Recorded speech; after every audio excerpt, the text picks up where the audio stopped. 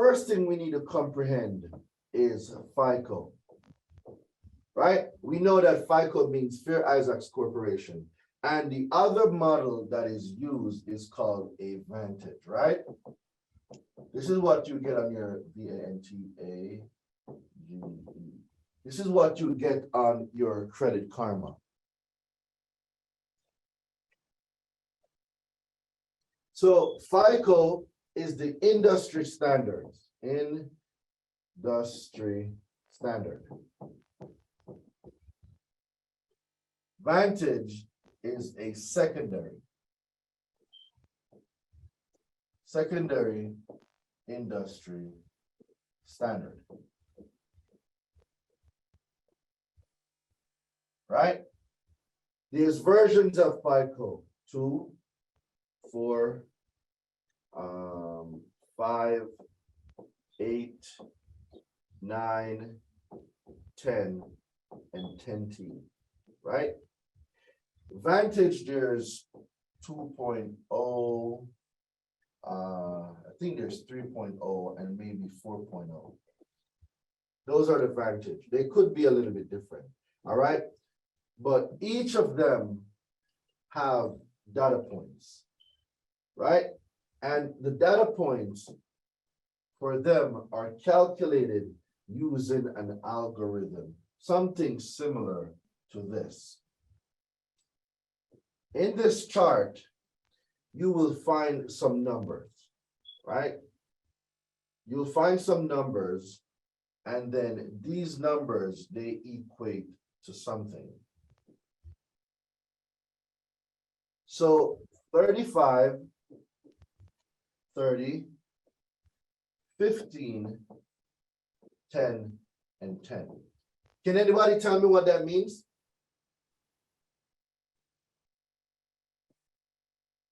Utilization, payment history, length of credit, new credit, mixed credit. Very good. Who was that? That's amazing. Who was that? Quran. That's Quran. Homeboy's been studying. Drop some fire in the chat for Kieran. All right. Now, what you guys don't know is that this adds up to what? 100%.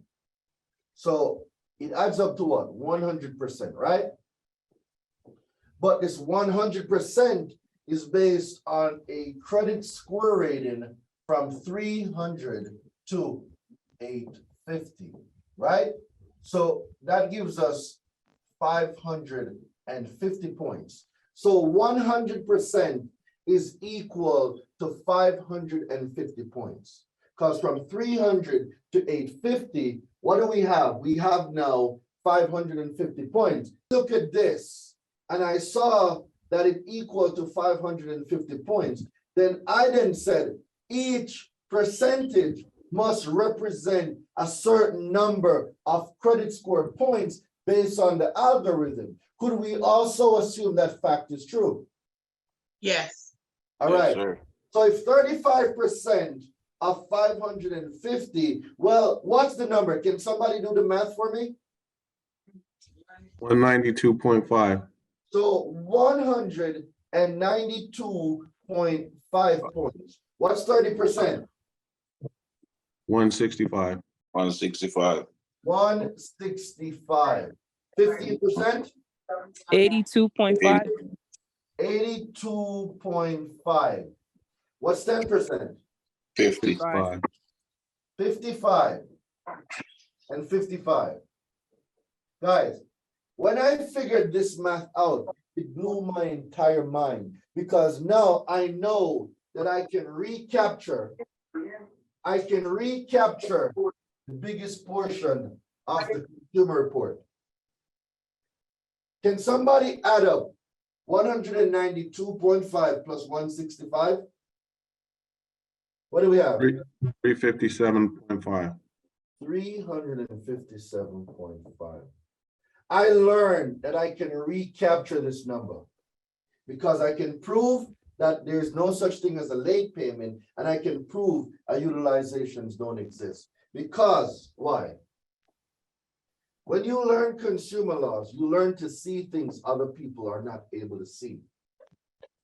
So I went to the FCRA and I started reading 15 USC 1681.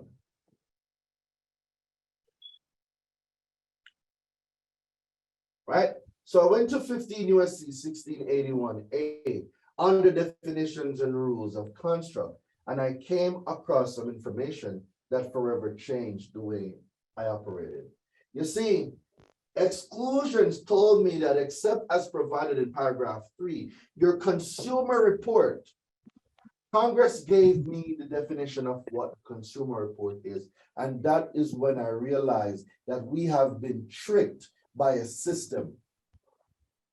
The term consumer report means any written, oral, or other communication of any information by a consumer reporting agency bearing on a consumer's credit worthiness, credit standing, credit capacity, character, general reputation, personal characteristics, or mode of living which is used or expected to be used or collected in whole or in part for the purpose of serving as a factor in establishing the consumer's eligibility for credit or insurance to be used primarily for personal, family, or household purposes, the employment purposes, any other section, any other purpose under this section. Guys, in this definition, tell me if you saw the word FICO in this definition, FICO, or the word Vantage. No. No, That's So a negative. if Congress gave us the definition of what the consumer report is, factors of FICO or factors of Vantage has nothing at all to do with our consumer report. Those are algorithm based, not consumer report based. Does everybody get what I'm saying? yes, Dude, when I read this and then I went down to A1 and then I learned that a consumer report does not include report containing information solely as to transaction, I had to take a breath because I couldn't comprehend what I was reading at the time. I had to take a breather because this just told me that the payment history and the utilization that is preached isn't law because FICO does not make consumer law. And in the definition of what our consumer report is, FICO is not a part of it. Can you understand, guys, how this just blew my entire mind when I learned this stuff? When I learned this stuff, it simply means you have the power to control what gets reported. All those late payments that they talk about, transactions are not a part of the consumer report. Experiences are not. So if you have a line of credit with a creditor and you are using 50%, that is the experience of using that line of credit. Your experience or your transaction is not a part of your consumer report. So if we know now that we've been lied to, which they don't have a problem doing, how easy it is now for you to recapture 357.5 points on your consumer report. Guys, do you see how simple it is once you learn consumer laws?